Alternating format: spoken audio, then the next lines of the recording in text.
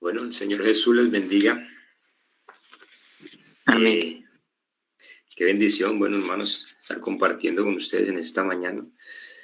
Y vamos a entrar allá en Juan, primera de Juan, capítulo 1:9, donde la palabra de Dios nos dice: si confesamos con nuestros labios nuestros pecados, Él es fiel y justo para que nos perdone nuestros pecados y nos limpie de toda maldad. Amén. Bueno, como ya hemos orado, entonces vamos a entrar en materia de este mensaje, del tema del arrepentimiento. Amén. Bueno, vamos como primera parte, hermanos, a pensar, si le dijéramos a una bala, ¿sí? Si cogiéramos una bala de un proyectil y le dijéramos a esa bala, eso que vamos a imaginar es algo pues como absurdo, pero a la vez nos sirve para poder explicar un poco acerca de lo que sucede en el arrepentimiento. Y digámosle a esa bala que se devuelva o se arrepienta de haber sido lanzada y se devuelva a su cañón. O si le dijéramos a un barco que se ha hundido, que vuelva y flote a la superficie. O si le dijéramos a una planta, ¿sí?, que detenga su crecimiento. Eso es algo imposible, porque las cosas siguen su rumbo. Una vez que un barco se le empieza a entrar el agua, este empieza a hundirse y no hay marcha atrás. Asimismo es una bala que es disparada, no deja su rumbo hasta que por gravedad cae al suelo o termina en el lugar donde fue lanzada. Entonces, las cosas, hermanos, no tienen o no pueden arrepentirse, pero hay algo o un ser especial que sí puede arrepentirse, y es que el Señor nosotros creó a imagen y semejanza de Él, y nos dio un poder único, que es el poder del arrepentimiento. Pues el Señor dice en su palabra en Lucas 5:32 que Él no vino a llamar a justos, sino a pecadores al arrepentimiento. Esta parte del arrepentimiento es una parte que Dios vino a trazar para el hombre. Entonces, no las demás cosas siguen su rumbo por su naturaleza o siguen sus cosas porque no tienen una conciencia. En cambio, nosotros como seres humanos podemos pensar y podemos arrepentirnos porque tenemos una conciencia, porque tenemos una mente, ¿sí? Entonces, hoy vamos a descubrir, hermanos, que el arrepentimiento es un proceso que comienza primero con la convicción de pecado. Segundo, se fortalece con la confesión y el abandono de ese mal que hemos hecho. Y culmina con una vida renovada. Así que este es el camino que Dios ha diseñado para que nosotros nos restauremos. Amén. Entonces, como primera etapa en toda persona que decide o toma la decisión de arrepentirse, primero esa persona en la primera etapa debe tener una convicción de pecado. Si yo no reconozco mis acciones, si yo no reconozco lo que he hecho, el mal que he cometido, sería imposible yo poder arrepentirme, porque si no acepto lo que he hecho o lo incorrecto que he cometido, pues nunca habrá un arrepentimiento en mi vida y todo será normal.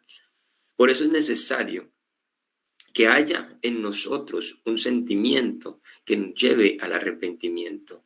Pedro, cuando negó a Jesús, cuando cantó el gallo, dice la palabra que él salió y lloró amargamente, cuando se dio cuenta de todo esto. Pero entre todo ese dolor y lloró amargamente, hubo una convicción que tuvo este hombre, demostrando la verdad de su pecado. En medio de todo esto, él se dio cuenta de la falta que había cometido, que en medio que cantó el gallo, él se dio cuenta de lo que había hecho y sintió un gran dolor, tanto que lo llevó a llorar y a lamentar de ese error que había cometido. Pero el Señor entre todo esto no lo vio o no lo volteó a mirar con ojos acusadores, sino que entre todo eso Dios lo vio con ojos de amor. Así que Dios nos habla de alguna u otra manera, ¿sí? Pedro en este momento, cuando se encontraba con Jesús, lo volteó a ver con ojos de amor. Cuando Jesús le dijo que cuando cantara el gallo, ¿sí? A la tercera vez él se iba a dar cuenta. Y quizás en el momento él no entendió, pero cuando sucedieron las cosas, cuando cometió el error y él tuvo convicción de lo que había sucedido, ahí hubo un arrepentimiento, hubo un dolor y se dio cuenta. Por esa razón debemos tener primero un convencimiento de lo que hemos hecho, entender de lo que hemos cometido, del pecado, de la afrenta que hemos realizado. Así que Dios en su palabra, ¿sí? Nos habla y nos da a entender que somos pecadores, que debemos proceder a un arrepentimiento a través de las circunstancias, a través de un mensaje, a través de un consejo o a través de nuestra propia conciencia. Nos dice cuáles son nuestras faltas, cuáles son nuestras ofensas. Por eso dice la palabra de Dios: deje el impío su camino y el hombre inicuo sus pensamientos y vuélvase a Jehová. ¿Sí? Entonces, a través de su palabra nos da a entender cuáles son esas faltas. Y por esa razón debemos nosotros entender, primero que todo, reconocer y entender qué hemos hecho para poder proceder como primera instancia a un arrepentimiento. Como segunda etapa tenemos la confesión y el abandono de ese mal que hemos cometido. La palabra de Dios en Proverbio 28:13 dice: el que encubre sus pecados no prosperará, mas el que confiesa y se aparta alcanzará misericordia. Y es aquí donde nosotros, cuando nos arrepentimos, es que necesitamos de esa misericordia. Quien pide perdón, es necesario que para la otra persona a la que se le ha hecho la afrenta haya misericordia o haya un sentimiento de querer perdonar, ¿sí? Por eso cuando Zaqueo, aquel pequeño Zaqueo, se encuentra, este jefe de los publicanos se encuentra con Jesús, y el Señor, en medio de todo eso, él llega y le dice: Señor, la mitad de mis bienes doy a los pobres, y si de algo, Señor, he defraudado o alguno, Señor, he robado, se lo devuelvo cuadruplicado. Este hombre, cuando se encuentra ante Jesús, tiene un encuentro con el Señor y se ve en todas estas cosas, ¿sí? Un jefe de los publicanos, un recaudador de impuestos, donde quizás tenía una buena economía, pero todo lo que había obtenido no lo había obtenido de una manera sana, sino de pronto extrayendo este dinero de manera de pronto agresiva o de pronto diferente, no de forma muy legal pues en ese tiempo.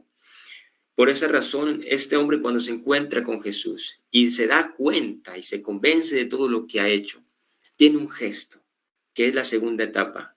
Confesó ante el Señor y le dijo: Señor, sí, si en algo he robado, Señor, si en algo he extorsionado o quizás he cometido afrenta a muchos de estos ciudadanos, Señor, la mitad de mis bienes doy a los pobres. Y si en algo, Señor, yo los he defraudado, yo se los devuelvo cuadruplicado. Este hombre tuvo una confesión ante el Señor y hubo un abandono, ¿sí? La confesión genuina va acompañada de una acción, ¿sí? Y esa acción fue que dijo: Señor, doy. Señor, sí, he cometido el error, así que yo voy a tratar de arreglar ese error que he hecho, y por esa razón tomo una acción, un cambio, y es esto, Señor. Voy a entregar, sí, de lo que quizás he quitado, voy ahora a dar. Y esta fue la acción que tuvo este hombre Zaqueo. Así que confesar nuestros pecados no es solo decir perdón, ¿sí? O perdón, Señor, y ya, y decir: no, el Señor ya me perdonó porque yo pedí perdón. No, va más allá. Va más allá ¿en qué? En actuar para corregir el daño. Hay relaciones que restaurarte, quizás en este momento, que de pronto hemos tenido enemistad con nuestros hermanos, y quizás esas relaciones hay que de pronto en esta mañana restaurarlas. Y quizás no sé o no conozco de pronto su vida, Pero como seres humanos a veces nos equivocamos y a veces no sabemos de pronto qué daños hemos cometido. Pero allá en lo profundo hay algo, hay veces que nos dice, oiga, aquí como que hice algo malo contra mi hermano. Quizás si hay algo en esta mañana, pues podamos meditar en nuestra vida. Quizás si hay una deuda que pagar, algo que saldar, o si hay que pronto un hábito que de pronto me está alejando del Señor, ¿sí? Que yo quizás tenga que romper o quitar de mi vida para poder estar delante de Dios de una manera santa y pulcra, ¿sí?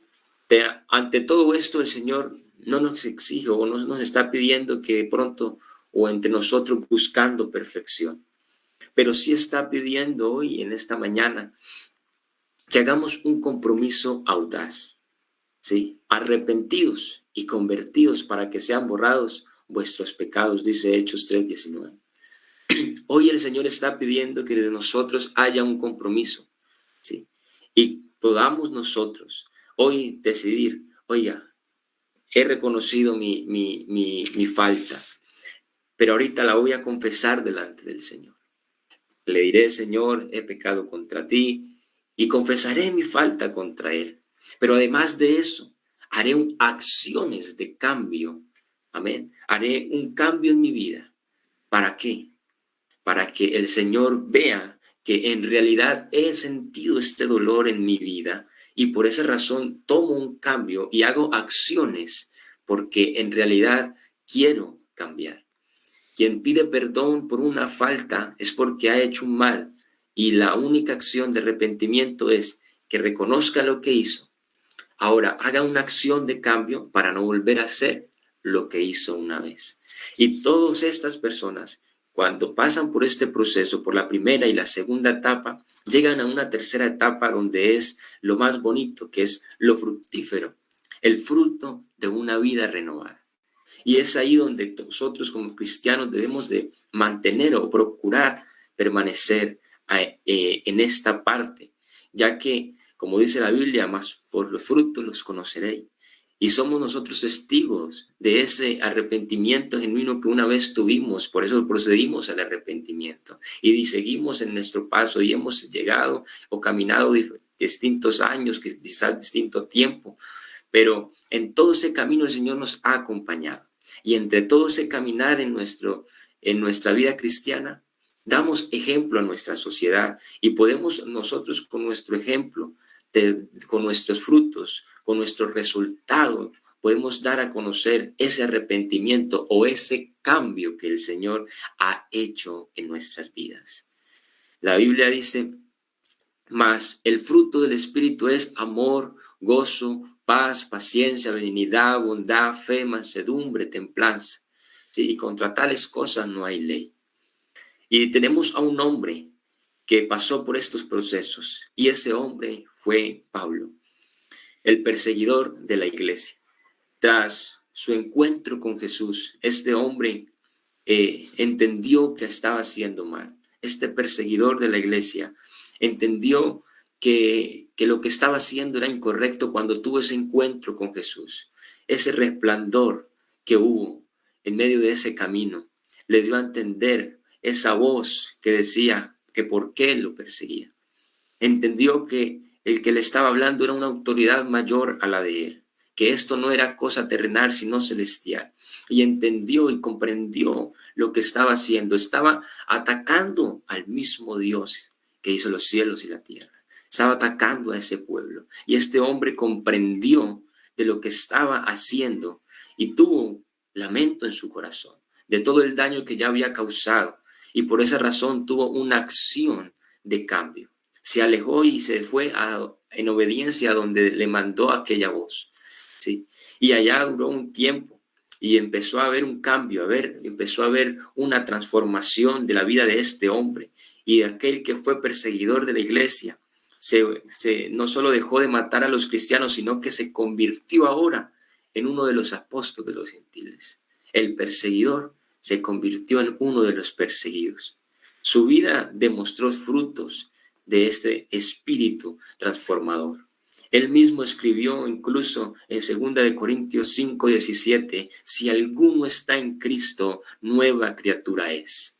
¿sí? Las cosas viejas pasaron y aquí todas son hechas nuevas. El mismo que se encontró con Jesucristo y tuvo un convencimiento de lo que estaba haciendo, de lo malo que había cometido. Tuvo un cambio en su vida, una decisión de cambio, tuvo acciones, ¿sí? Y esas acciones se vieron reflejadas en seguir a Jesucristo, ¿sí?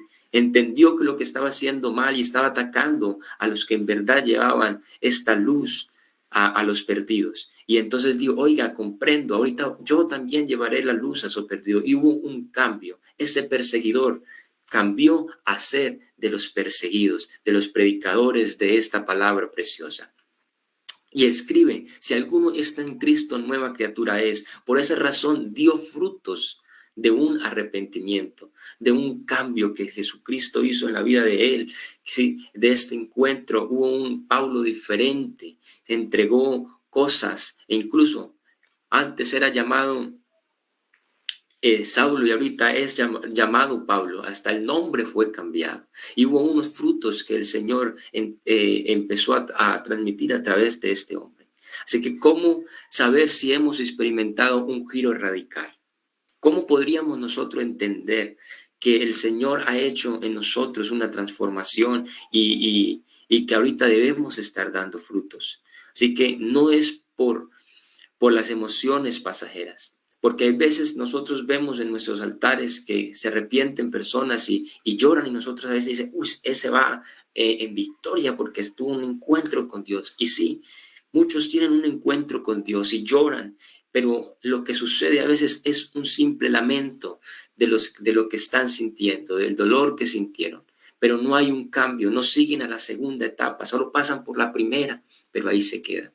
Para que este arrepentimiento tenga resultados en la vida del hombre, en la vida del cristiano, es necesario que nosotros pasemos por estos dos procesos y en el tercero poder dar nosotros unos frutos de ese arrepentimiento, verse en los resultados en nuestra vida, haber un convencimiento, haber en nosotros un cambio y poder nosotros entregar un resultado que son esos frutos.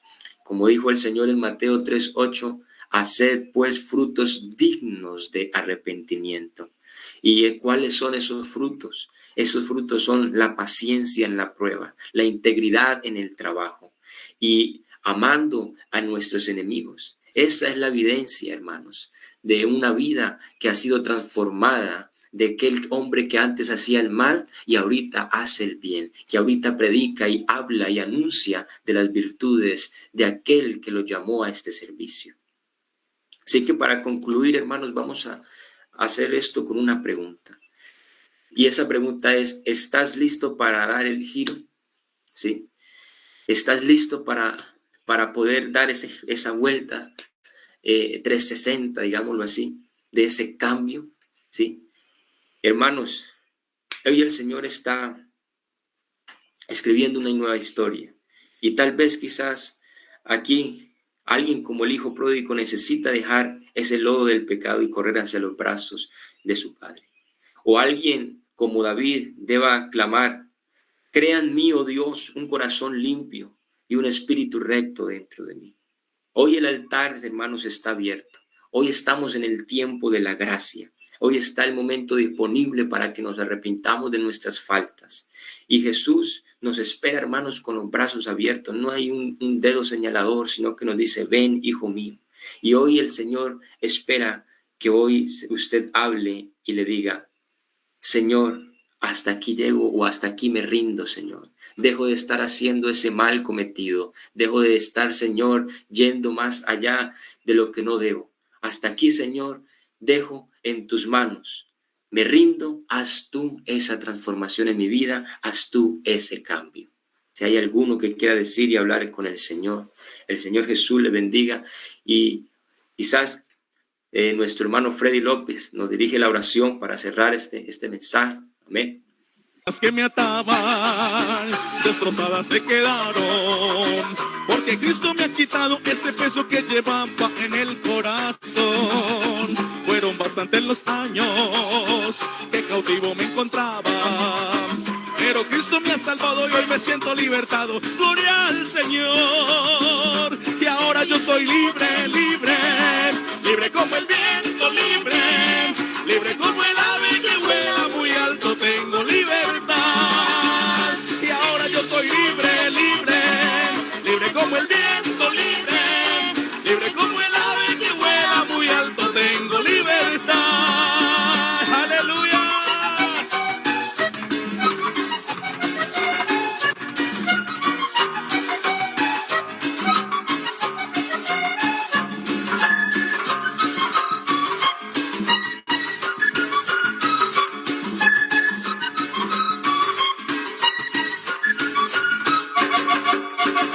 Yo no sé por qué la gente se porta indiferente ante Dios del universo que hizo los cielos, que da libertad, y caminan por el mundo sin hallar ningún consuelo. Por el peso del pecado ellos van encadenados sin libertad. Pero yo soy libre, libre, libre como el viento, libre, libre como el ave que vuela muy alto, tengo libertad. Ahora yo soy libre, libre, libre como el viento, libre, libre como el ave que vuela muy alto, tengo libertad. Aleluya. Y alguien que se sienta libre que diga gloria a Dios. Y alguien que se sienta libre que diga gloria a Dios. Y conoceréis la verdad, y la verdad os hará, y la verdad os hará, sí Señor, libres. Ahora que soy libertado, soy un siervo voluntario de aquel que me ha salvado y con su sangre me ha limpiado, me siento feliz. Ya no vivo para el mundo, no, no, no, ya no me domina el vicio. Hago lo que agrada a Cristo y es mejor para mi alma. Gloria al Señor. Ahora yo soy libre, libre, libre como el viento, libre, libre como el ave que vuela muy alto, tengo libertad. Ahora yo soy libre, libre, libre como el viento, libre, libre como el ave que vuela muy alto, tengo libertad. Jesucristo me hizo libre, libre, libre como el viento, libre, libre como el ave que vuela muy alto, tengo libertad. Y esta iglesia es libre, libre, libre como el viento, libre, libre como el ave que vuela muy alto.